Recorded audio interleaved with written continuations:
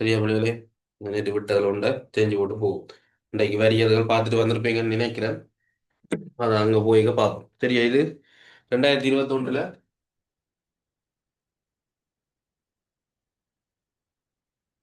பாட் ஒன்றுல பகுதி ஒன்று பியில ரெண்டாவது கேள்வி. சரியா?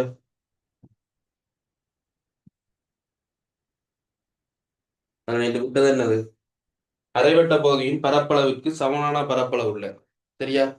இதுக்கு முதல்ல நாங்கள் பார்த்ததுல ஒரு திருப்பி இருக்கும் ரிவைஸ் பண்ணிக்கணும். என்ன சுற்றளவுகள் அதெல்லாம் பார்த்தது. இந்த பரப்பளவு இது ஒவ்வொரு உருக்களோட ஆராய்ச்சியில் இந்த பரப்பளவு முக்கோணம் சரிவகம் செவ்வகம் அப்படியான பரப்பளவுகளை கொண்டு வந்து கனெக்ட் பண்ணி சேர்த்து உருவங்கள்ட்ட பரப்பளவுகளை கொண்டு வந்து கணக்குகள் செஞ்சுருவாங்க. அதில் ஒரு கடைசி கேள்வியை தான் என்ன செஞ்சினாங்க? இந்த கேள்வி இதுல அரைவட்ட பகுதியின் பரப்பளவுக்கு சமமான பரப்பளவு. இந்த அரைவட்ட பகுதியின் பரப்பளவு நான் நேற்று கண்டதை போடுறோம். 308 மீட்டர் வர்க்கம். 308 மீட்டர் வர்க்கம் பரப்பளவு. சரியா?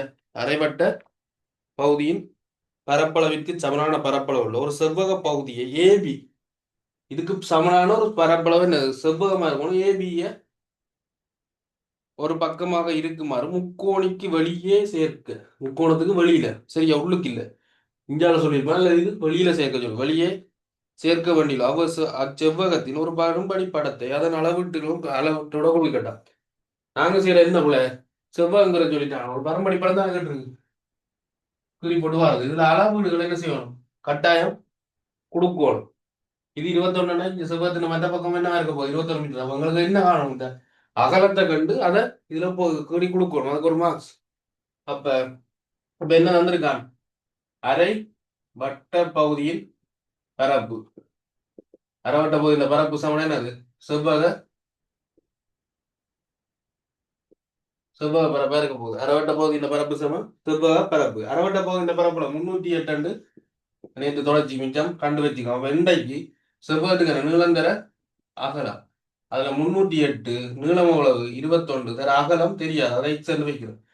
கண்ட அந்த 21 இஞ்சல் வந்தா என்ன செய்யும்? பெருக்கிறது இஞ்சல் வந்தா பிரிபட போகுது. எக்ஸாமன் மாத்தி எழுதுறேன். 308 21 பிரிச்சு என்ன வர போகுது? இதை வட்டினோட ஒரு முறை. சரியா? மிச்சம் 88.5 வரப்போகுது.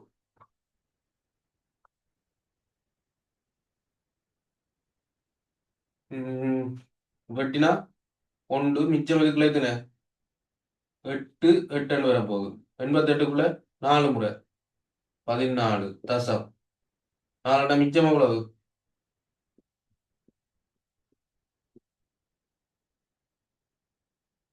9 சாரி 9 98 இதுக்குள்ள 4 முறை 84 கழிச்சா 4 மிச்சம் 1 14 140க்குள்ள 6 முறை.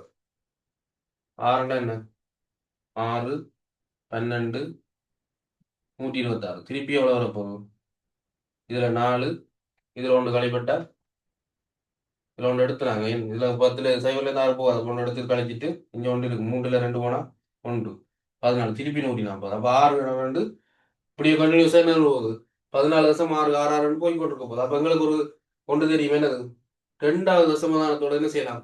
மட்டம் தட்டலாம். 6 போகுதுண்டா 14.6 என்ன செய்யலாம்? இதை நிப்பாட்டி போட்டு இது 5 கூட தானே. 5 கூடண்டா 16.67 மீட்டர். அப்ப எக்ஸ் அந்த செவ்வகத்தின் அகலம் என்னவா இருக்க போகுது? 14.67 மீட்டரா இருக்க போகுது. அப்ப இதுல கட்டாயம் என்ன செய்யணும்? 14.67ன்றதை குறிச்சு காட்டணும். சரியா? அப்ப இந்த படம் குறிறதுக்கு கொண்டு இந்த சமன்பாடு இதுகள் போடுறதுக்கு இந்த கடைசி விடை கொண்டு இது கொண்டு 3 மார்க்ஸ் இதுக்குள்ள பிரிஞ்சு வர போகுது. இதுக்குள்ள இப்ப இந்த வட்டப்பரப்பு தனியா காண்றதுக்கு 4 மார்க்ஸ் கடைசி கொடுப்பேன். அதுல வட்டப்பரப்பு தனியா கண்டாண்டு நாங்க நேரம் போட்டுட்டோம். தனியா கண்டு கொடுக்கறது கொண்டு செவ்வகத்தின் அதுல பிரதிட்டு இப்படி சமன்படுத்துறது கொண்டு ரெண்டு கொடுப்பேன். சரியா? 4 மார்க்ஸ் இதுக்குள்ள பிரிஞ்சு போகும். சரியா? நோட் பண்றாங்க. நோட் பண்ணிக்கோங்க.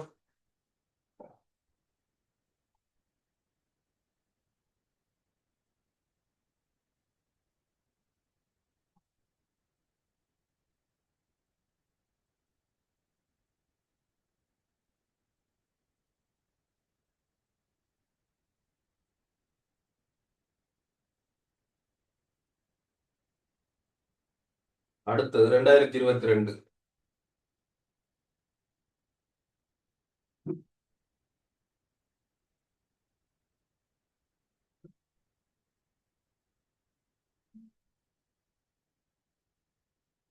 பியில 2வது கேள்வி. சரியா? பகுதி 1ல 2ல பியில கணித 1ல பகுதி 1ல பியில 2வது கேள்வியா இருக்க போகுது. எல்லா வருஷமும் கூடுதலா இந்த 2வது கேள்வியா வந்து கொண்டு இருக்கு. சரியா? கவனிக்கிறீங்களா தம்பி?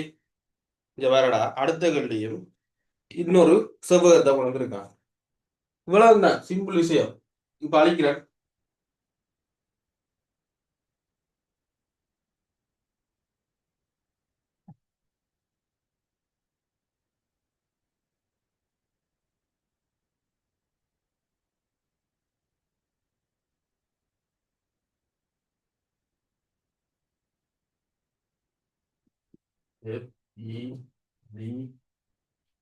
FEBCBA இவ்வளவு தேர்வுக்கு போட்டிருக்கான் 30 மீட்டர். இவ்வளவு 14 மீட்டர். இது ஒரு அரைவட்டத்தை பண்ணியாச்சு. மிச்சம் இருக்கு. இவ்வளவுதான் படம். இந்த படத்துல பார்த்த உடனே விளங்குது. அட செவ்வகம் மட்டும் தந்துட்டான், ஒரு அரைவட்டத்தை தந்துட்டான். அப்ப செவ்வகத்தினே அரைவட்டம் ரெண்டும் தெரிஞ்சாங்களுக்கு விஷயம் முடிஞ்சு. இவ்வளவு தான் கதைக்க போறான். அப்ப அதை வச்சு கொண்டு டக்குண்டு வேலைக்கு போயிடலாம். சரி தம்பி கவனி. உருவில் ACDF ரெண்டு வழியா டக்குன்னு தொட்டு பார்த்துருவோம். ACDF காட்டப்பட்ட 30 மீட்டர் நீளம் 30 மீட்டர் நீளம் உள்ளவும் 14 மீட்டர் அகலம் உள்ள ஒரு செவ்வக காணி. 30 மீட்டர் நீளமும் 14 மீட்டர் அகலம் உள்ள ஒரு செவ்வக காணி துண்டு. பிஇ என்ன செய்தான்? பியினால் இரு சம பகுதிகளாக பிரிக்கப்படும். ரெண்டா பிரிச்சு இரு சம பகுதியா பிரிக்கிறேன்டா. இது எவ்வளவு? 15 15. சரியா? பிரிக்கப்பட்டுள்ளது. சமபகுதிகளாக பிரிக்கப்படும்.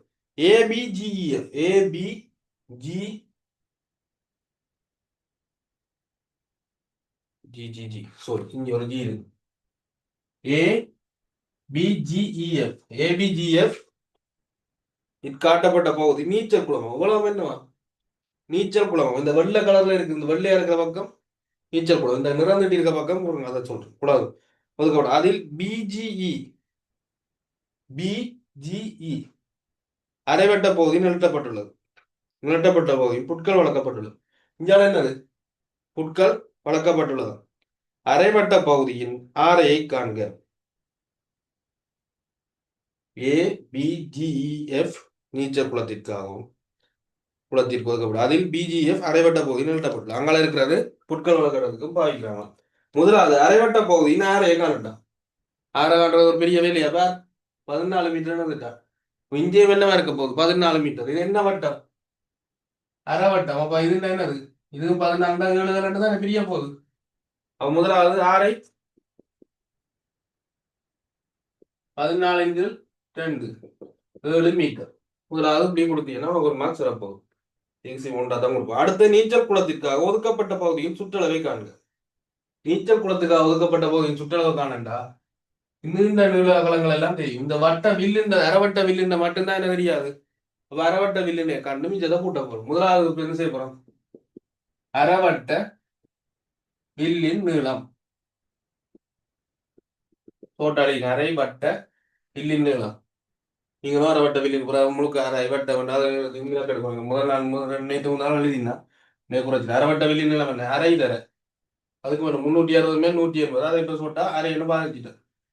முதல் கேள்வியில பாக்க இது விளங்குமே நிறைய போற அரை வரை அரை தர என்னது? வட்டவில் 2πr. அப்ப அரை தர 2 தர 22 கீழ் 7 பைக்கு பதிலா ஆறு எவ்வளவு? 7 கண்டுட்டோம். இனி என்ன வெட்டி சுருக்குறானே? 7 மேலும் வெட்டுப்பட்டு 2 வெட்டுப்பட்டு 22 மீட்டர் வரப்போகுது. சரியா? அரைவட்ட வில்லின் நீளம் 22 மீட்டர் வரப்போகுது. இனி என்ன சொல்லுங்க? மொத்த சுற்றளவு நீச்சல் குளத்துக்கு ஒதுக்கப்பட்ட நீச்சல் குளம் என்ன? ABGEF இவ்வளவு தான் என்னது? நீச்சல் குளம் மொத்த சுற்றளவு.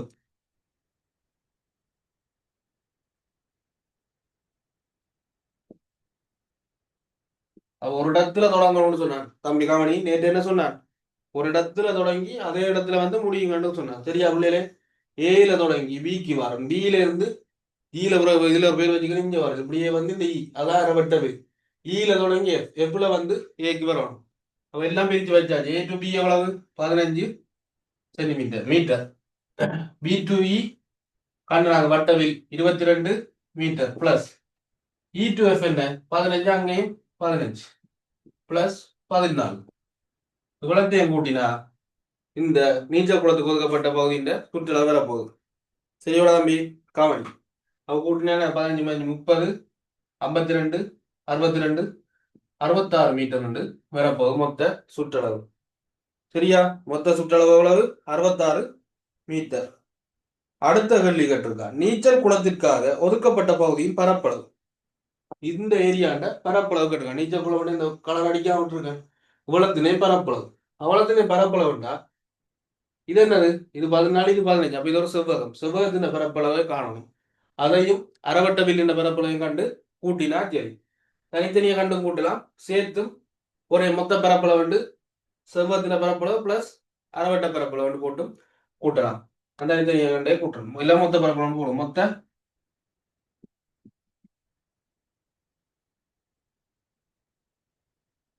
என்னது? செவ்வக பரப்பு பிளஸ் அரை வட்ட பரப்பு. செவ்வக பரப்பு ஏற்கனவே காண இல்லை. நாங்கள் அரைவட்ட பரப்பு கண்டு இருந்தா தனியை கண்டுட்டு பெருக்கி போட்டு கூட்டிக்கணும். செவ்வக பரப்பு நீளம் தர அகலம் சாக அரை தர பையார் வர்க்கம் நேர விலகி நீளம் தர அகலம். நீளம் எவ்வளவு?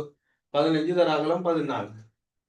15 தர 14 பிளஸ் அரை தர 22 தர 6 வர்க்கம் எவ்வளவு? 14 2ஆல பிரிச்சு 7 கண்டு வச்சுக்க. 7 தர 7. இந்த 7 இந்த 7 வெட்டலாம். வெட்டினா 11. இதை பெருக்க போறோம். பெருக்கினா இது எவ்வளவு? 77 வரும். இதை பெருக்கினா எவ்வளவு வரப்போகுது? 150 அங்கே ஒரு 60 210 என்னண்டு 15 14 அது 22 மிச்சம் 6 5 1 சைபர் 10 1 மிச்சம் 11 210 மீட்டர். மொத்த பரப்பளவு எவ்வளவு? 287 மீட்டர் வர்க்கம். வர்க்கத்தை கவனிச்சுக்கொள். வர்க்கம் போடுறது உங்களோட பொறுப்பு. அப்ப 287 மீட்டர் வர்க்கம் வந்து பெறப்போகுது மொத்த பரப்பளவு. நோட் பண்ணுங்க. என்ன சொன்ன? முதலாவது நோட் பண்ணி சொல்ல கேட்டு நோட் பண்ணுங்க. முதலாவது என்ன கேட்டிருக்காங்க? ஆரை. ஆரை என்ன கேட்டிருக்காண்டா தம்பி? ஆரையை கேட்டா என்ன செய்யணும்? அது எங்களுக்கு இந்த விட்டம் தெரியும். வாசி ஆரைக்கு 2 பிரிச்சுகள் கொடுத்துட்டோம். அடுத்தது இந்த மொத்த உருவத்தின் நீச்சல் தளத்தின் சுற்றளவு கேட்டிருக்காங்க. அப்போ எங்களுக்கு தெரியும் அரைவட்ட வில்லி இருக்கு. அரைவட்ட வில்லின் நீளம் காணும் 22 மீட்டர் வந்துட்டு அதை மொத்த சுற்றளவு ஒரு இடத்துல தொடங்கி இன்னொரு அதே இடத்துல வந்து முடிக்கணும். ஒரு இடையில எங்கேயா விட்டு போனா சுற்றளவு கூட. சரியா? அடுத்த மொத்த பரப்பளவு. மொத்த பரப்பளவு எங்களுக்கு தெரியும் ஒரு செவ்வக பரப்பளவு ஒரு அரைவட்ட பரப்பளவு. அப்போ ரெண்டையும் என்ன செய்யணும்? கண்டு கூட்டணும். இவ்வளவு தான் இந்த விஷயம். சரியா? அடுத்த கடைசி கேள்வி ஒன்று இருக்கு.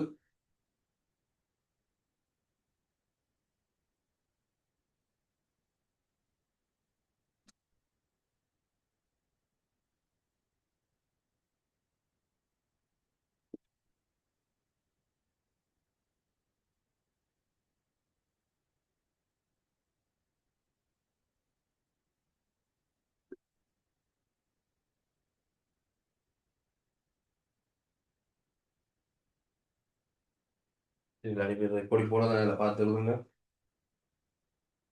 சரியா? அடுத்தது 4வது கேட்டிருக்கான். புட்கள் வளர்ப்பதற்காக ஒதுக்கப்பட்டுள்ள பகுதியின் பரப்பளவிற்கு சமனான. புட்கள் வளர்க்கப்பட்ட பகுதியின் பரப்பளவிற்கு சமனான இந்த நாளைக்கு உண்டு.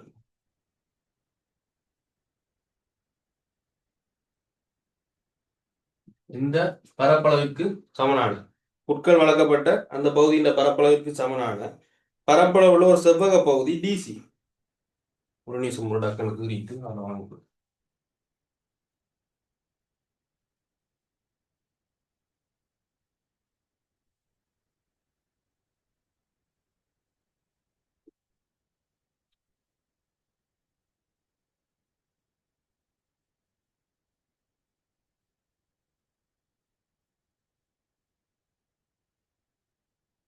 சரியா? ஒரு சின்ன முடாக்கணும் அழிச்சு போட்டான். சரியா? இப்ப பாருங்க, புட்கள் ஒதுக்கப்பட்டுள்ள பகுதியின் பரப்பளவுக்கு சமனான பரப்பளவு இல்லை ஒரு செவ்வக பகுதி. செவ்வக பகுதி டிசியில் என்ன செய்யட்டா ஒரு பக்கமாக இருக்குமாறு காணி துண்டொண்டு வண்டி சேர்க்கப்படும். இந்த இடம் காணாது. ஒரு ஸ்விம்மிங் பூல் கட்டுறாரு, அங்கே புல்லு வளர்க்குறாரு, முன்னுக்கு ஒரு பார்க்கிங் ஏரியா மாதிரி யோசி காணி துண்டை வாங்கி முன்னுக்கு சேர்க்க போறாரு. சேர்க்க வேண்டும் அப்பகுதியும் ஒரு படும்படி படத்தை அளவிட்டு இருந்தரட்டா புட்கள் வளர்க்கப்பட்ட பகுதி இந்த பரப்பளவுக்கு சமனான இன்னொரு பகுதி டிசியோட சேர்க்கணும். அப்போ புட்கள் வளர்க்கப்பட்ட பகுதி இந்த பரப்பளவு காண்றதுக்கு 2 3 ஐடியா இருக்கு. என்ன செய்யலாம்? இந்த செவ்வக துண்டு மொத்த செவ்வகத்தை கண்டு அதுல இந்த பரப்பளவு கண்டுட்டோம். அதுல இருந்து கழிச்சு விட்டா புல்லு வளர்க்கப்பட்டு மொத்த செவ்வக பரப்புல இருந்து இந்த காணி துண்டு இந்த நீச்சல் தடாகத்தினை கழிச்சு விட்டீங்கன்னா மிச்சம் என்ன வர போறாப்பா? என்ன வரப்போகுது? இந்த புல்லு வளர்க்கப்பட்ட பகுதி இந்த பரப்பளவு வரும். அப்படி இல்லையா திருப்பி இந்த அரைவட்டத்துல காண்டிருக்கும் இல்ல அதுல இருந்து இந்த பகுதியை மொத்த சின்ன செவ்வகத்தை கண்டு அதுல இருந்து கழிச்சு விட்டா என்ன போதும் எங்களுக்கு அதுல அந்த முதல்ல அதை நாங்க மொத்தத்துல இருந்து கழிச்சு விட போறோம். அப்ப என்ன செவ்வக பரப்பு எது செவ்வகம் ACDF ACDF என்ற செவ்வகத்தின் பரப்பு சமம் என்ன? நீளம் தர அகலம் தானே. நீளம் எவ்வளவு? 30 தர அகலம் 14. பெருக்கினா அவ்வளவு வரப்போகுது 12 1 மிச்சம் 420 மீட்டர் வர்க்கம் என்று வரப்போகுது. 420 மீட்டர் வர்க்கம் என்று வரப்போகுது செவ்வக பரப்பளவு. இப்ப இதுல இருந்து புல் வளர்க்கப்பட்ட பகுதி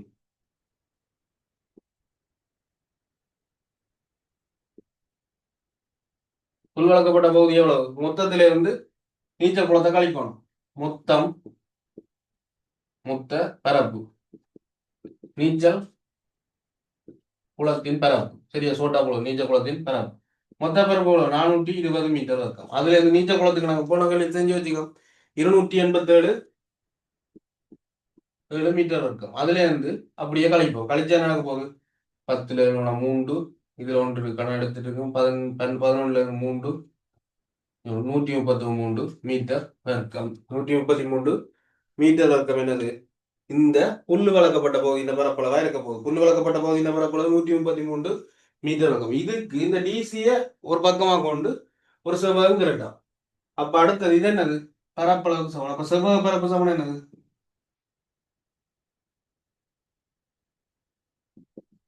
நீளந்தர அகலம். செவ்வக பரப்பு 133. நீளம் எவ்வளவு? இங்க 14 அங்காலையும் 14. அகலம் தெரியாத எக்ஸ் அதைத்தான் காணப்போறோம். சரியா தம்பி? கவனி. இப்ப என்ன வளமையான ரேட்டு இஞ்சால வந்து என்ன செய்ய போகுது? பிரிபட போகுது. 133 14ஆல பிரிப்போம். பிரிச்சா டக்குன்னு ஒரு பக்கத்துல போடும். இத்தக்காரன் அதை செய்ய நல்லா செய்யறவனும் அந்த சின்ன குள்ள விடுவா. அப்ப என்ன செய்ய டக்குன்னு பிரிச்சு போடு. இந்த கஷ்டப்பட மாட்டானே. 14க்குள்ள 140 தான் 10. அதுக்குள்ள வரப்போகுது 9. சரியா? 114 9 6 3 133 36 14 9 94 36 3 மிச்சம் 9 126 126 வருது. மிச்சம் எவ்வளவு? 13ல இருந்து 6 போனா 7. இதெல்லாம் முடிஞ்சு சைபர் அரைக்கணும் தசம் 14 5. அப்ப எக்ஸமன் 9.5 மீட்டர் வரப்போகுது. அகலம் எவ்வளவு எங்களுக்கு வரப்போகுது? 9.5 மீட்டர். சரியாடா?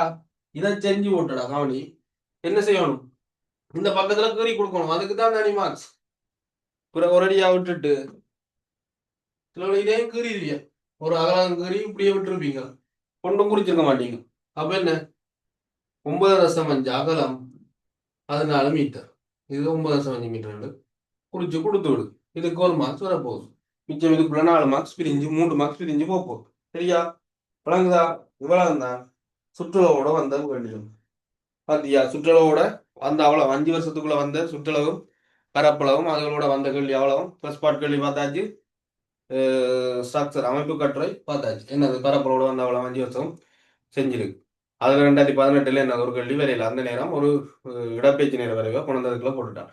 அந்த அந்த அந்த ரெண்டும் பார்க்கணும். அது பிறகு இப்போ இன்றைக்கு வேறு தொடங்கணும்னா நீங்க எல்லாம் பார்த்துட்டு வந்திருப்பீங்கன்னு நினைக்கிறேன். இது கழுங்க நாங்கள் தொடங்கும்.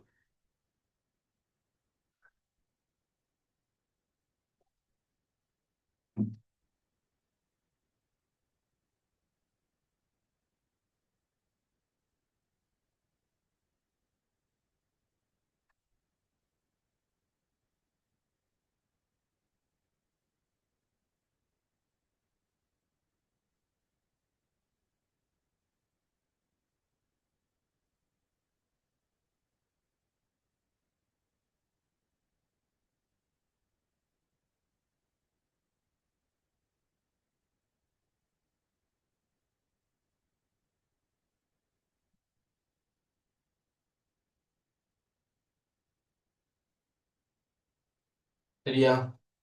வரி வட்டி அதுகள்லாம் என்ன சதவீதங்கள் என்ற பாடத்துக்குள்ள வருது. சதவீதங்களுக்குள்ள என்னது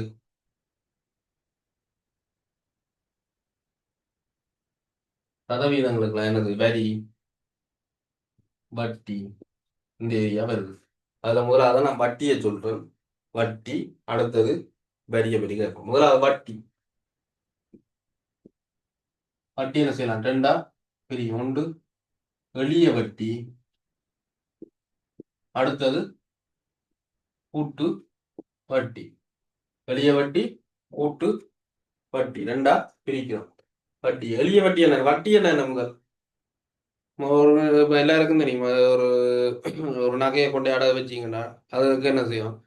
ஒரு இத்தனை பெர்சன்டேஜ் இல்லை அந்த விளம்பரத்தில் விடும் ஒரு வீதம். அப்புறம் என்ன கொடுப்பான்?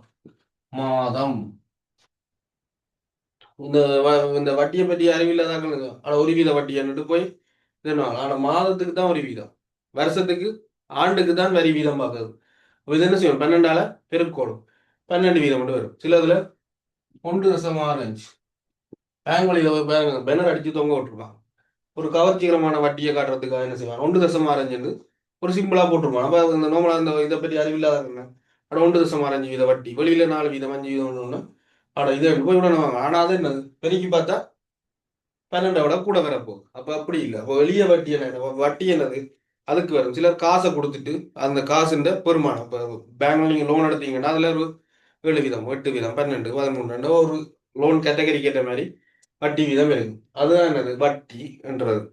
பேங்க்ல லோன் எடுக்கிறது, அடகு வைக்கிறது, வேற நிறைய சில சில இதுகளுக்கும் வட்டி வரும். அந்த வீட்டு லோன் அது அதுல எளிய வட்டி கூட்டு வட்டி. எளிய வட்டி என்ன? வருஷா வருஷம் உங்களுக்கு என்ன இருக்கும்? உடனே பேங்க்ல காசை போட்டீங்கன்னா 10 வீதம் வட்டி என்றா அந்த 10 வீத வட்டி என்ன செய்யும்? அடுத்த வருஷம் நீங்க போட்ட 1 லட்சத்துக்கு தான் 10 வீத வட்டி வரும்.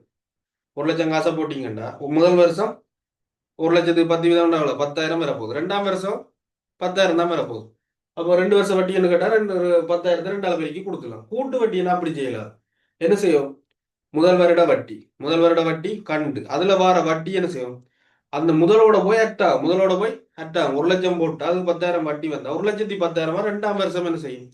உங்களோட ஆரம்ப தொகை முதல் இருக்க போகுது. அதான் என்னது கூட்டு வட்டியா இருக்க போகுது. அப்போ கூட்டு வட்டிக்கு உங்களோட முதல் கூடிக்கொண்டு போகும். அப்போ அதான் அந்த ஃபிக்ஸ்ட் டிபாசிட் என்னவாங்க? அதோட அந்த இது வட்டி கூடுற மாதிரியே செய்வாங்க. கூடி கூடி கூடி கூடி கொண்டு போகும் உங்களுக்கு. அப்ப அடுத்த 3வது வருஷத்துக்கு அந்த 1,10,000க்கு வட்டி வந்தா அந்த வட்டி அதோட சேர்ந்து முதலா மாறப்போகும் உங்களுக்கு. அப்போ கூட்டு வட்டி என்ன செய்யறது வேற, எளிய வட்டி என்றது வேற. அப்போ அது எல்லாத்துக்குமே என்ன இது சமன்பாடு? வட்டி சமன் கடன் தொகை. கடன் தொகை என்ன? நீங்க எடுத்திருந்தாலும் கடன் தான், நீங்க கொடுத்திருந்தாலும் கடன் தான். கடன் தொகையின் மேல் 100ன் மேல் வட்டி சதவீதம்.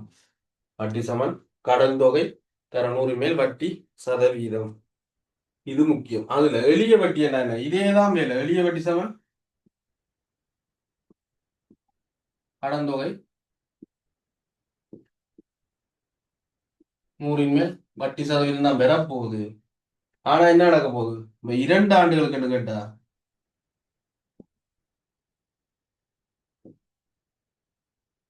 என்னது? வட்டி தர 2 ஒரு வருஷத்துக்கு வர வட்டியை 2ஆல பெருக்கி கொடுப்பீங்க. கூட்டு வட்டி என்ன செய்யும்? கூட்டி கொண்டு போகும். அதை கணக்குட நான் அதை வழங்கப்படுத்துறேன். சரியா? இப்ப ஒரு கணக்கை வச்சு இப்போ எளிய வட்டிக்கும் அதுக்கும் ஒப்பிட்டு ஒரு கணக்கு செய்வோம். இது வட்டிக்கு என்ன இது கணக்கு நடக்குதுன்னா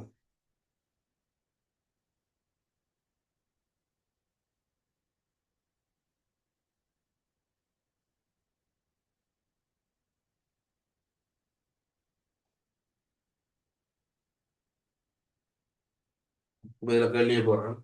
1 லட்சத்து ரூபாய் 1 லட்சத்தை கடனாக பெற்றார்.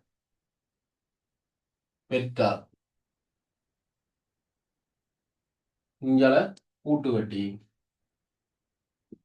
இஞ்சால எளிய வட்டி செய்யணும் பார். என்றால் 2 வருடம்.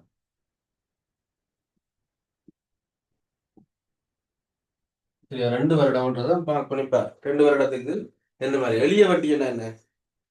கடன் வாங்கினோம் அதுல வட்டி வீதம் போடல, வட்டி வீதம் 10%, 10% வந்து போட்டிருக்கேன். சரியா? இது நான் எடுத்து சும்மா சிம்பிள் கேள்வின்னு சொல்றேன். அதை வச்சு விளங்கப்படுத்தி போட்டு கேள்விக்குள்ள போவோம். சரியா தம்பி? கவனிடா. அப்போ எளிய வட்டி சமன் என்னது? வட்டி சமனே அதான், வட்டி சமன் கடன் தொகை 100 மேல் வட்டி சதவீதம். கடன் தொகை எவ்வளவு? 1,00,000 வாங்கியிருக்கான். 1,00,000 தர 100 மேல் எவ்வளவு சதவீதம்? 10. ஈஸியா இருக்கா? 10 போடலாம். இதுல 2 சைவரை வெட்டலாம். இதுல எங்களை மேல இருக்கு வெட்டினா மிச்சம் எவ்வளவு? இதுல 1000 தர 10, 10,000 ரூபா. 3 ரூபாய் இவ்வளவு. பின்னுக்கு அந்த கோடு போட்டு 2 இழுக்கிறது விட்டு 3 ரூபாய் நல்லா பண்ண சொல்றேன். சரியா? 10,000 ரூபாய் எளிய வட்டி ஒரு வருஷத்துக்குன்னு வருது. அப்ப எங்களுக்கு தேவை 2 வருடம். அப்ப 2 வருட வட்டி என்னது? 10,000-த்தை 2ஆல பெருக்கினீங்கன்னா 20,000 ரூபாண்டு வரப்போகுது. இது எளிய வட்டியில வர்றது. சரியா? கூட்டு வட்டிக்கு வரும். முதல்ல இப்ப இந்த 2 கன்செப்டையும் பார்க்கப்படுது. அதுல இனி அடுத்து எப்படி கேள்விகள் வரணும்ன்றதை சொல்றேன். கூட்டு வட்டிக்கு என்ன? முதலாம் ஆண்டு வட்டி.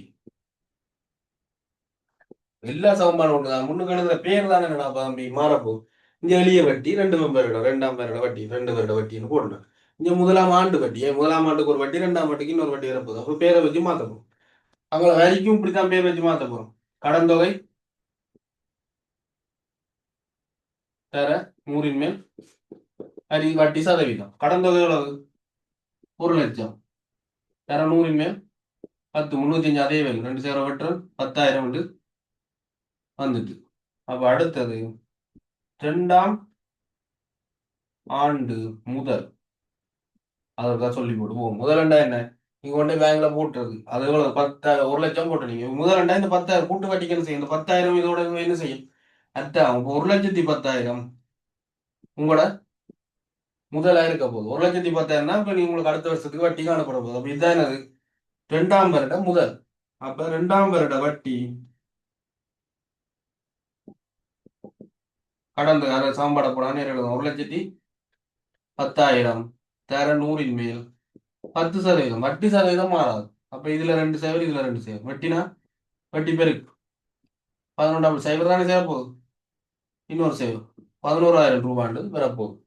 அப்ப கவனி வடிவா இங்க வெளியே வட்டிக்கான செஞ்சா கடன் தொகை தர 100 மேல் வட்டி சதவீதம் போட்டு 10,000 வந்து 2 வருஷத்துக்கு கேட்டாலும் 10ஆல இந்த 2ஆல பெருக்கி விட்டா 20,000 வரப்போகுது. கூட்டு வட்டிக்கு அப்படி இல்லை. முதலாம் ஆண்டு வட்டி கடன் தொகை தர 100 மேல் வட்டி சதவீதம் போட்டு பெருக்கி 10,000 வந்தது. அது இந்த 2ஆம் ஆண்டுக்கு முதல்ன்றது என்ன? இதை 10,000 அந்த ஆரம்ப தொகையோட செய்வோம், கூட்டுவோம். 1,10,000 அதுக்கு தான் என்னது? 2ஆம் வருட வட்டி. இப்ப இதுல வரக்கூடிய கேள்வி கூடுதலா இதுல கேள்வி வராது. இதுல எளிய வட்டி இப்படின்னு வந்துடும். இப்ப இதுல இதை வச்சுக்கொண்டு இன்னொரு சொல்றேன். எதுல லாபம்? இப்ப கடன் வாங்குற நீங்க கடன் வாங்கினீங்கன்னா வெளிய வட்டி லாபம். இது கூட வட்டி கட்ட போறீங்க. 2ஆம் வருடம் முதல் வருடத்துக்கு 10,000, 2ஆம் வருடத்துக்கு 11,000, 21,000 வர போகுது 2 வருட முடிவில். இதுல என்ன நடக்க போகுது? 20,000 தான் உங்களுக்கு 2 வருட முடிவுல வட்டியா வரப்போகுது. நீங்க கடன் கொடுக்குற ஆளா இருந்தா உங்களுக்கு என்ன? 21,000 வந்தா தான் லாபம், 1,000 ரூபாய் கூட வரப்போகுது. அப்ப இதுல கொடுத்தா உங்களுக்கு இது லாபம், வாங்கினா இது லாபம். அப்ப உங்களுக்கு ஏற்ற மாதிரி வட்டி வீதம் மாத்தோம். சரியா? அடுத்தது இதுல கேட்கக்கூடிய கேள்வி, இது நம்மளா 2 வருஷம் இருக்கும். இதுல கேட்கக்கூடிய கேள்வி முதலாம் ஆண்டு வட்டி யாருன்னு கேட்பான். முதலாம் ஆண்டு வட்டி வட்டி என்ன? தனியா 10,000 மட்டும்தான் கொடுக்கணும். வட்டி என்ன கேட்டோம்னா பிறகு முதலை கூட்டி 1,10,000 கொடுக்குறேன். முதலாம் ஆண்டு வட்டி என்ன? 10,000 மட்டும் கொடுப்பாய். சரியாடா? அடுத்தது முதலாம் ஆண்டு இறுதியில் உள்ள பணம். வங்கியில் முதலாம் ஆண்டு இறுதியில் உள்ள பணம். சரியா? இறுதியில் உள்ள பணம் என்ன? இந்த 10,000 அந்த 1,00,000 சேர்ந்து 1,10,000 இருக்கு. அது ஒரு கேள்வி. இல்லாட்டிக்கு என்ன செய்யலாம்? 2ஆம் ஆண்டு தொடக்கத்தில் அல்ல 2ஆம் ஆண்டு தொடக்கத்தில் உள்ள பணம். 2ஆம் ஆண்டு தொடக்கத்தில் உள்ள பணம் என்றாலும் என்ன? 2ஆம் ஆண்டு தொடக்கத்தில் வட்டியோட வருஷம் தொடங்கினோட வட்டி உங்க அக்கௌண்ட்ல போட மாட்டாங்க. வருஷம் முடியத்தான் இந்த ஒரு அக்கௌண்ட் போடுவாங்க. இது ஃபிக்ஸ் போட்டா என்ன செய்யலாம்? அந்த வருஷம் ஒரு வருஷம் ஒன்று நீங்க அக்ரிமெண்ட் போட்டா அந்த ஒரு வருஷம் முடியத்தான் இந்த 11,000 தருவாங்க. இல்லாட்டி இடையில எடுத்தா குறைச்சி போட்டு தான் தருவாங்க. அதையும் ஞாபகம் வச்சுக்கணும். அவசரம்னு எடுக்கலாம். இதுன்னா அவசரத்துக்கு எடுக்கலாம். நார்மலா உங்களோட நார்மல் இதுல எடுக்கிற மாதிரி எடுத்துட்டு போயிடலாம். இது என்ன செய்யலாம்? ஃபிக்ஸ் கூட வைக்கலாது. என்னது? ஒரு வருஷம் ஒரு வருஷத்துக்கு பிறகு எடுக்கலாம். அப்ப 2ஆம் ஆண்டு இறுதியில் தொடக்கத்துல என்ன நடக்கும்? 1,00,000 இந்த 10,000 கூட்டி 1,10,000 ரெண்டாம் ஆண்டு தொடக்கத்தில் இருக்கும். சில வேலை கேட்பான் ரெண்டாம் ஆண்டு வட்டி. ரெண்டாம் ஆண்டு வட்டி எவ்வளோன்னு கேட்டா ரெண்டாம் ஆண்டுக்கு தனி எவ்வளவு தான் வட்டி வந்து 11,000. அப்புறம் ரெண்டாம் ஆண்டு வட்டின்னு கேட்டா 10,000 11,000 கூட்டி 21,000 இப்படி பிளவுறாங்க நிறைய இருக்கு. சரி, அதுக்காக தான் சொல்றேன் ஒவ்வொன்றை. இப்ப இது அழிச்சு போட்டு இதில் எழுதுறேன் என்னென்ன கேட்பான். அடுத்தது இரண்டாம் ஆண்டு இறுதியில் அவருக்கு கிடைத்த மொத்த தொகையில முழு தொகைன்னு கேட்டா இந்த 1,00,000 ஒரு அடுத்த ஒரு வருஷத்துக்கு 10,000 அடுத்த 11,000 அப்போ எவ்வளவு 1,21,000 மொத்த தொகையா இருக்கு. நான் இதை நோட் பண்ணுங்க, நான் இதை வச்சு கொண்டு வந்து மிச்ச தொகை எழுது.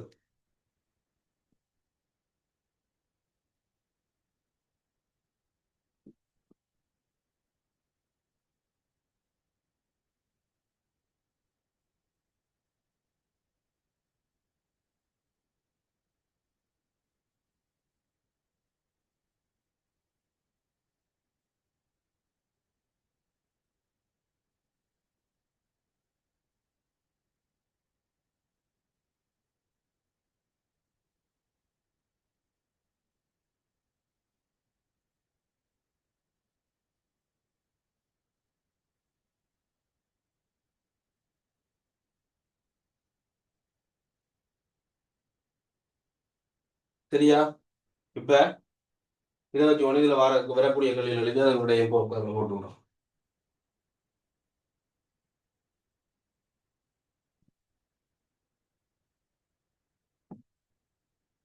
என்ன கேட்கலாம்? முதலாம் ஆண்டு வட்டி என்ன கொடுப்பீங்க? 10,000. சரியா? முதலாம் ஆண்டு இறுதியில் வங்கியில் உள்ள பணம்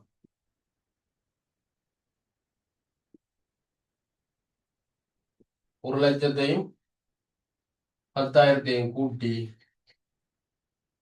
1,10,000 வந்து கொடுப்பீங்க. ரூபாய் 1,10,000 முதலாம் ஆண்டு இறுதியில். அடுத்த திருப்பி கேட்பாங்க இரண்டாம் ஆண்டு இறுதி. இரண்டாம் ஆண்டு தொடக்கத்தில் உள்ள முதல் முதல். சரியா? அந்த வசனங்கள் முக்கியம். உள்ள பணம் எடுக்கப்பான் முதல் எடுக்கப்பான். அப்ப முதல் எவ்வளவு? 1,10,000 தான். இந்த கடைசியா இருக்கிறதா இங்க என்ன அடுத்த வருஷம் முதலா இருக்க போகுது. அடுத்து கேட்பான் இரண்டாம் வருட வட்டி எவ்வளவு? இரண்டாம் வருட வட்டி சொன்னாங்க 11,000. சரியா? அடுத்தது இருவருட இறுதியில் வட்டி எவ்வளவு? 2 வருட இறுதியில வட்டி என்ன? இந்த 10,000 11,000 கூட்டி 21,000 ஒன்று வரப்போம்.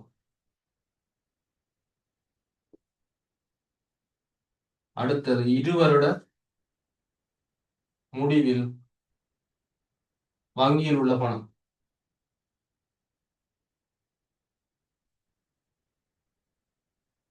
எவ்வளவு? 1,21,000.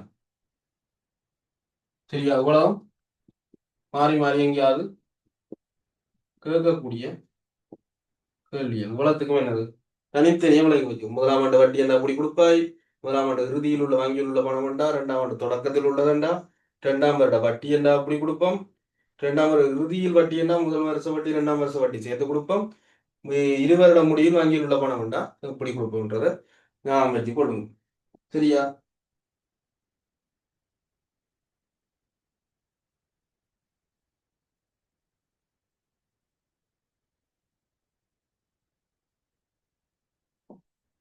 நோட் பண்ணிட்டீங்களா? இது முக்கியமான விஷயம். இதை நோட் பண்ணிட்டு வரிக்குள்ள போகும்.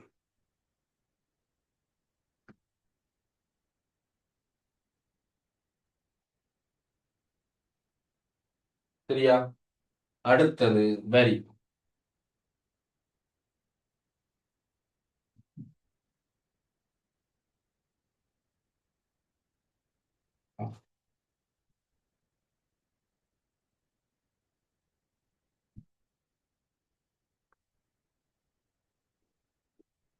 இதுல 2 3 வகை இருக்கு, 4 வகை இருக்கு. ஒன்று தீர்வை, அடுத்தது சுங்கம், சுங்கம் தீர்வையும் உண்டு. வருமான வரி,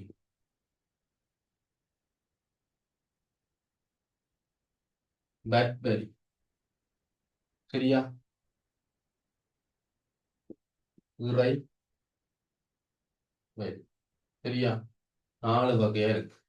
ஒன்று தீர்வை வரின்னு சொல்லுவாங்க, அல்லது சுங்க வரி. சரியா? தீர்வை வரி அல்லது சுங்க வரி, வருமான வரி, வட் வரி, இறை வரி. அப்ப இதுல வருமான வரி கொஞ்சம் வித்தியாசம், மற்ற மூன்றும் ஒரே மாதிரி தான் போடப்போம். அப்ப அதை முதல் பார்ப்போம். முதல் இறைவரி என்ன, தீர்வை வரி, சுங்க வரி, வருமான வரி என்ன என்னன்றவங்க. இறைவரி, இறைவரி என்ன, வீடுகளில் கட்டியிருப்பாங்க, அவங்களுக்கு தெரியும். ஒரு நகர சபை எல்லைக்குள்ள இருக்கிற ஒரு நகர சபையோ பிரதேச சபையோ மாநகர சபையோ ஏதோ ஒரு எல்லைக்குள்ள இருக்கிற ஒரு கடையோ வீடோ அதுக்கு என்ன செய்யலாம், அந்த நகர சபையால ஒரு பெர்சன்டேஜ் ஒரு வீதம் குறிச்சிருப்போம், அவ்வளவு வீதம் நீங்க வரி கட்டணும். அதுல ஆண்டு பெருமானம் கொண்டு போடுறது, அந்த ஆண்டும் கூட வீட்டுண்ட பெருமதி இல்லை. வீட்டுண்ட சில நிறைய பேர் நானே ஒரு கொஞ்சம் காலம் முதல்ல என்னென்னு யோசிச்சு கொண்டு வீட்டுண்ட பெருமதி என்னடா அவ்வளவுதான் பெருமதி போட்டிருக்கான். வீட்டுண்ட பெருமதி இல்லை, அந்த வீட்டால உங்களுக்கு கிடைக்கக்கூடிய. இப்போ நீங்க ஒரு வீடு கூட சொந்த வீடுன்னு வச்சா, அந்த வீடு கூட சொந்தம் இல்லாட்டி நீங்க வாடகைக்கு எவ்வளவு வேண்டி இருப்பீங்க அந்த ஏரியாவில்? ஒரு 10,000 வாடகைண்டா இப்போ 12 மாதத்துக்கு எவ்வளவு? 1,20,000 வாடகை. அதுதான் என்னது ஆண்டு பெருமானம். 1,20,000 உங்களுக்கு அந்த வீட்டால வருமானம் வந்திருக்கு. அந்த வீடு இருக்கிறபடியா அந்த 1,20,000 செலவு உங்களுக்கு இல்லை. அப்ப இன்னொரு ஆள் வாடகை கொடுக்குறாருன்னா அந்த அவருக்கு அந்த 1,20,000 வருமானம் வரப்போகுது. அந்த வருமானத்திலிருந்து தான் ஒரு பகுதி என்ன செய்யுது, அந்த நகர சபையோ பிரதேச சபையோ மாநகர சபையோ வரியா எடுக்குது. அது என்ன இறைவரி என்னவான் சில ஆதன வரி அப்படி என்ன கேட்பாங்க. ஆதன வரி வீடுகளை கேட்டுப்பாங்க. சில நான் இடங்களும் அப்படி ஒன்று தெரியாமலும் பிள்ளைகள் இருக்குது. அப்படி ஒரு வரி எங்கட வீட்டில் கட்டுரையில் சார். இது ஒரு ஒரு டிசம்பர் மாதம், இப்போ டிசம்பர் மாதம் இப்போ கடைசியில கொண்டு தெரிவாங்களே ஒரு ஒரு ஒரு இதுலேயே கொண்டு வந்து வீடு வீடாக கொடுப்பீங்க. இதை கட்டி ஜனவரிக்குள்ளே கட்டினீங்கன்னா உங்களுக்கு அந்த வரி தொகையிலிருந்து ஒரு 15% ஜனவரி 3 கட்டினீங்கன்னா 15% வரிச்சலுகை தருவோம்.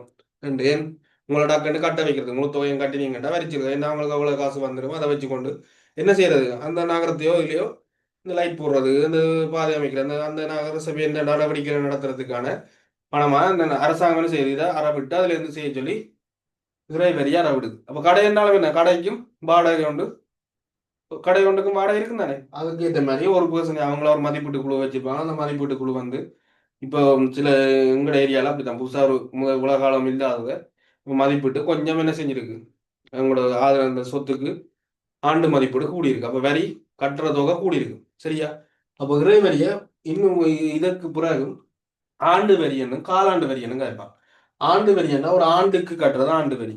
வெள்ளாராலையும் முறையடியா கொண்டே என்ன செய்யலாது, ஒரு வருஷத்துக்கான வரியை கட்ட இயலாது. ஒரு பெரிய ஒரு கடையோ அதுக்கு வீடு வச்சு காலுக்கு சில 10,000 20,000 மட்டும் பெறும். அதை வருஷத்துக்கு தை மாதம் கொண்டே கட்ட இயலாது. அப்போ அதை பிரிச்சு 20,000 மட்டும் 4 ஆளை பிரிச்சு 5,000 5,000 காலாண்டுக்கு ஒருக்கா கொண்டே கட்டலாம். அப்படியான சலுகைகள் இறைவரியில இருக்கு. அடுத்தது சுங்கம் தீர்வை. சுங்க வரி தீர்வை வரி என்றா என்னண்டா, நான் எங்கட நாடு இந்த 4 பக்கம் கடலால சூழப்பட்ட பிரதேசம். அப்போ ஒரு நாட்டுக்குள்ள இம்போர்ட் எக்ஸ்போர்ட் இருப்போம். இம்போர்ட்னா ஏற்றுமதி இறக்குமதி, சரியா? ஏற்றுமதி இறக்குமதியில எங்களோட நாட்டுக்குள்ள ஒரு பொருளை கொன்றைக்குள்ளையும் வரி போடுவோம், எங்களோட நாட்டை விட்டு கொண்டு போய்களையும் வரியை போடுவாங்க. அப்ப அந்த இதுதான் என்னது தீர்வை வரி. என்னது, இப்போ ஒரு பொருளை இப்ப இலங்கைக்குள்ள கொண்டு இருக்கோம், இறக்கி கொன்றைக்குள்ள பைக்கை ஜோசி பைக் இப்ப இந்தியால ஒரு சில பைக்குகள் 1,00,000க்குள்ளே இருக்கு. 1,00,000க்கு உள்ளே 1,00,000 கொண்டு வைப்பேன். 1,00,000 கொண்டு வச்சாலும் இந்திய காசு இலங்கை காசுக்கு கன்வெர்ட் பண்ண அவ்வளவு. சின்ன படிச்ச பாடம் அந்த நாணய மாற்று வீதம் மாதிரி. அப்போ அந்த 1,00,000 இங்க 4 மடங்கு, அப்போ 4,00,000 வரணும். ஆனா 4,00,000க்கு நாங்க வாங்குறோம் இங்க மினிமமே ஒரு 7,00,000 கிட்ட தான் வருது. 7ல இருந்து 12 12 20 போய் கொண்டிருக்கு. அப்போ அவ்வளவு என்னது மிச்சம் எல்லாம் அவங்களுக்கு என்ன இறைவரி, ஒரு வரியில வட் வரி, அதுக்குள்ள வட்டும் சேரும், அலால் வரி, அப்படி நிறைய வரிகளை சேர்க்கிறாங்க.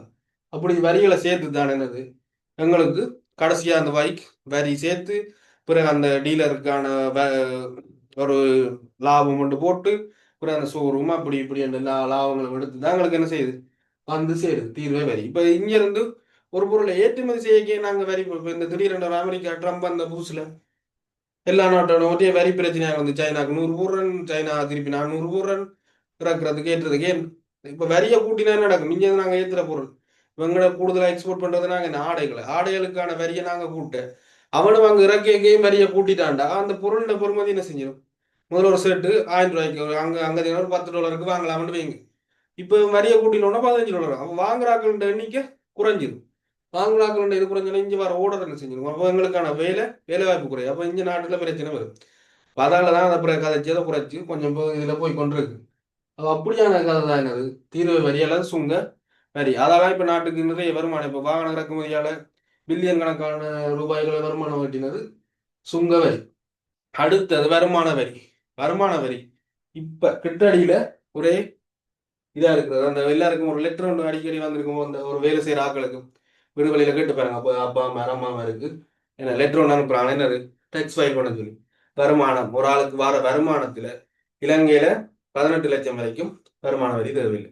அதுக்கு அங்கால வர ஒவ்வொரு காசுக்கும் ஒவ்வொரு பெர்சன்டேஜா வருமானம் எங்கிற கணக்குல 2016-17 5 லட்சம் 5 லட்சம் உங்களுக்கு சிம்பிளா பிரிச்சிருக்கு. முதல் 5 லட்சத்துக்கு வருமான வரி இல்லை விலக்கு, அடுத்த 5 லட்சத்துக்கு வருமான வரி அப்படி இருக்கு. ஆனா அங்க எங்களோட இலங்கையில 18 அதுக்கு பிறகு அப்படி மாறிக்கொண்டிருக்கப்போ சரியா வருமான வரி 2 பேர் அப்போ வருமான நாங்க உழைக்கிற காசுக்கு வருமான வரி கட்டுறோம். அதுல கூட கட்டுறது இப்போ டாக்டர்ஸ் லெக்சர்ஸ் அப்படியான ஆளுங்களுக்கு அவங்களுக்கு என்ன அந்த நிறுவனம் சம்பளம் போடுறதுக்கு முதலே நிறுவனங்களில் வேலை செய்யணும். மற்ற இந்த பிரைவேட்டா உழைக்கிறாங்களுக்கு அவங்க அதை பதிஞ்சு கணக்குகள் செஞ்சு அதை காட்டணும். வரி என்ன பெருமதி சேர் வரி. பெருமதி சேர்னா ஆடம்பர பொருட்கள். இப்போ ஃபோன் எல்லாம் என்னது அத்தியாவசியமா ஆடம்பரமா இப்போ அத்தியாவசியமா ஆக்கிட்டீங்க. அது ஒரு ஆடம்பர ஒரு ஃபோன் பைக் டிவி இந்த மேக்கப் சாமான்கள் அப்படியானதுக்கெல்லாம் என்னது ஆடம்பர பொருட்களா போயிட்டு அதுகளுக்கு என்ன பெருமதி சேர். ஃபோன் காட்டு நீங்க ஃபோன் காய்க்கிற காட்டுக்கு போகிற ரீலோட் இப்போ காட்டு தெரியாது இப்போ எல்லாம் ரீலோட் தானே. அதுக்கும் என்ன ஒரு பெருமதி சேர் வரி இருக்க போகுது.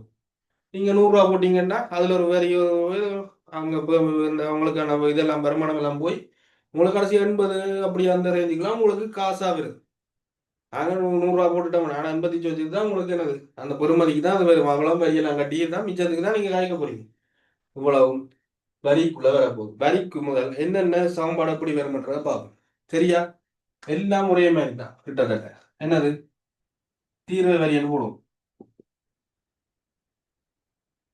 என்ன தீர்வை வரி தீர்வு அப்ப என்னத்துக்கு இது வாங்க போடுறோம்னு தெரிஞ்சாதான் இதுல போடுற பேர் என்னன்னு தெரியும். தீர்வு வரி என்னத்துக்கு ஒரு பொருளை வாங்கி எக்ஸ்போர்ட் பண்ணிக்கல இம்போர்ட் பண்ணிக்க ஏதாவது செய்ய இறக்கல ஏற்றேக்கல போடுறான் தீர்வை வரி. அப்ப தீர்வை வரி என்னத்துக்கு போடலாம் எக்ஸ்போர்ட் இம்போர்ட். அப்ப தீர்வை வரி அப்ப ஒரு பொருள் அப்ப என்ன பொருளின் பெறுமதி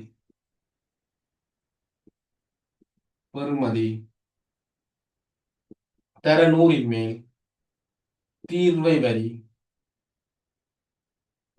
சதவீதம். சரியா இங்க பார்த்தோமே கிடக்கா முதல் வட்டி சமன் கடன் தொகை 100 மேல் கடன் வட்டி சதவீதம். அது மாதிரி இப்ப தீர்வை வரி சமன் பொருளின் பெறுமதி 100 மேல் தீர்வை வரி சதவீதம். அப்போ ஒரே ஏன் நடத்தினா எல்லாமே ஒரே சமன்பாடு. இந்த கிட்ட இந்த சமன்பாடை பாடமாக்கி வை அங்கே ஒரு பிரச்சனையும் இல்லையா. அப்புறம் கண்ட சமன்பாடால பாடமாக்கி வச்சுப்பாங்க. அந்த வரி வீதம் பண்ணா அதுக்கு ஒரு சமன்பாடு 100 சமன்பாடு பாடம் இதில் கொண்டே போட்டு எழுவாய் மாற்றம் தெரிஞ்சா ஒட்டு பிரச்சனையும் இல்லை. எல்லா களையும் சும்மா செஞ்சு கொண்டு போகலாம். கண்ணை மூடிக்கொண்டு செஞ்சு கொண்டு போகலாம். அடுத்தது வருமான வரி. அதை விட்டுட்டு இறை வரியை போடும். இறை வரி இறை வரி என்னது ஒரு ஆதாரத்துக்கு ஒரு சொத்துக்கு அதுக்கு போடுறாங்க. அது என்ன ஆண்டு பெருமானம். ஆண்டுக்கு தான் பெருமானம். ஆண்டு பெருமானம் தர 100 மேல் இறை வரி சதவீதம். அடுத்தது வெட்.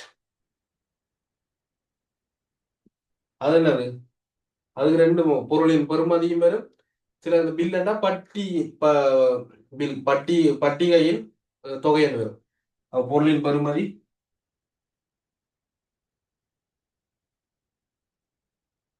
என் பைக்குனா அந்த பெருமதியில ஒரு பெர்சன்டேஜ் தான் கட்டப்படும். அல்லது பில் பட் பில் என்ன போடுவோம் பில் பில்லின் பெருமதி தர 100 மேல் வெட் வரி சதவீதம்.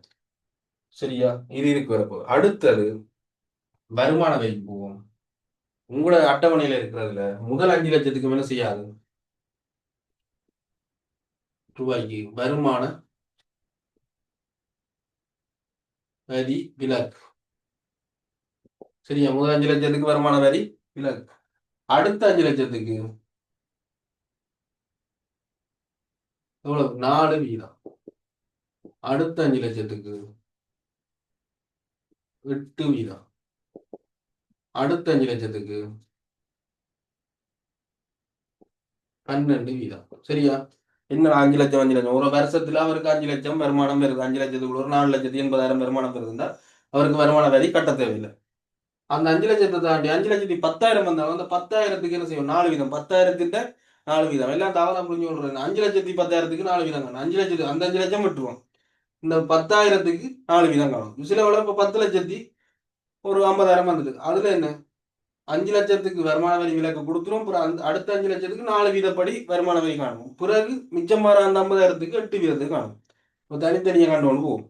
அப்ப இதுல வருமான வரிக்கும் ஒரு அதே சம்பளம். வருமான வரி சம்பளம் வருமானம்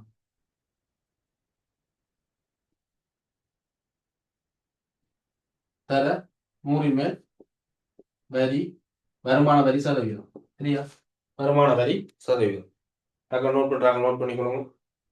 இவ்வளவு தானே என்னது இதுக்குள்ள வர விஷயம். சரியா? வருமானம் தீர்வு சுங்க வரி என்ன வருமான வரி என்ன எந்த இதுல அது தீர்வு வரி என்ன இங்க அறவிடப்படும் தான் அதுல போடுற பேர் தெரியும். சில வேளை ஏதாவது ஒன்று இந்த தீர்வு வரியை காணட்டா என்னத்துக்கு போடுறது? எதை போடுவோம்? வருமானத்தை போடுவோம், பொருளோட பெருமதியை போடுவோம். பொருளோட பெருமதி போட வேண்டிய இடத்துல வருமானம் ஒன்று போட்டு எழுதுறாக்களும் இருக்கு. இல்லாட்டிக்கு ஆண்டு பெருமானம் ஒன்று போட்டு விட்டுறாங்க. போடுற பிரச்சனை அது பிள்ளை, அது அந்த சமன்பாட்டுக்கான இது போயிடும். பிறகு அங்கே விலகிட்டு கொண்டு போய்க்க பின்னுக்கு பிரதித்து எடுக்கிறதுக்கு அந்த விடைக்கு மார்க்ஸ். அப்ப இந்த இதை எழுத திருத்தமா இதை எழுதுங்க. முதல்ல இதை எழுதி எடுங்க.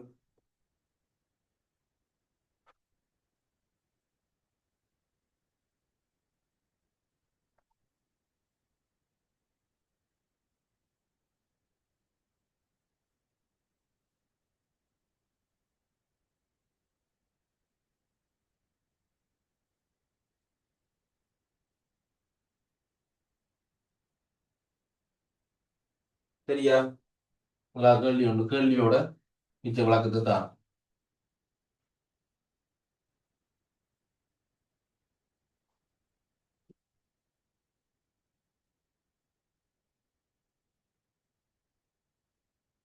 2019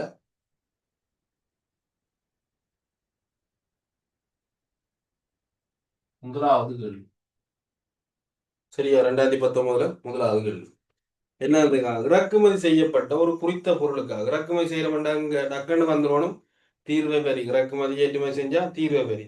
ஒரு பொருளுக்காக 9 வீதம் சுங்க தீர்வை. சுங்கம் சில வேளையில சுங்கக்கு வரி எடுக்கப்பான், சில தீர்வை. இதுல என்ன செஞ்சீங்க? சுங்கத்தீர் தீர்வை செஞ்சது சுங்க தீர்வை அறவிடப்படுகிறேன்னு போட்டார். இப்பொருளின் பெறுமதி 6,000 எனில் சுங்க தீர்வை செலுத்த வேண்டிய பணம் அப்ப என்ன? சுங்க தீர்வை அந்த வரிதான். சுங்க தீர்வை வரி சமன் பொருளின்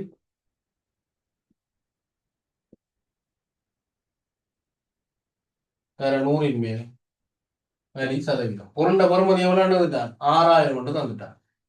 வேற 100 மேல் வரி சதவீதம் எவ்வளவு? 9 வீதம் மட்டும் தந்துட்டான். இவ்வளவு தான் விஷயம். பொருண்ட பெறுமதி தூக்கி போட்டா வரி சதவீதம் 100. வெட்டி சுருக்கினா இது ரெண்டும் வெட்டினா சைபர் 9,64 ரூபா. பின்னுக்கு போடாத முன்னுக்கு போடும். 9,654 540 ரூபாய் வரப்போகுது. இதுல தீர்வையாக செலுத்த வேண்டிய பணம் மட்டும்தான் கேட்டிருக்கான். அவ தீர்வையாக செலுத்த வேண்டிய பணம் 540. அப்ப இது கொடுத்தீங்கன்னா சரி.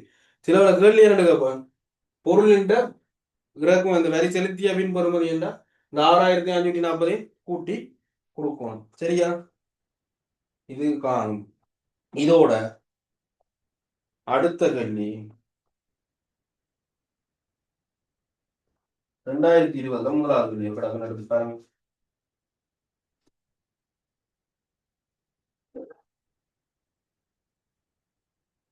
சரியா? இது இருக்கட்டும். இந்த டைம் டேபிள் பற்றி இருக்கா காஜி? டைம் டேபிள் எல்லாரும் மெசேஜில் போட்டு கொண்டிருக்காங்க. டைம் டேபிள் என்ன மாதிரி இருந்தா தெரியாது. அழிச்சிங்களா?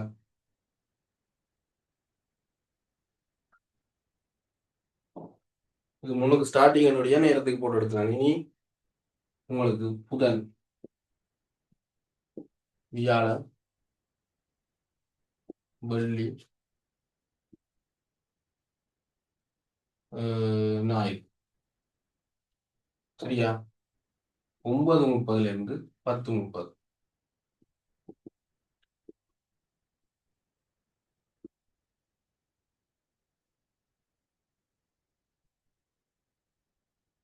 குரூப்பில் நான் அப்டேட் பண்ணுவோம்.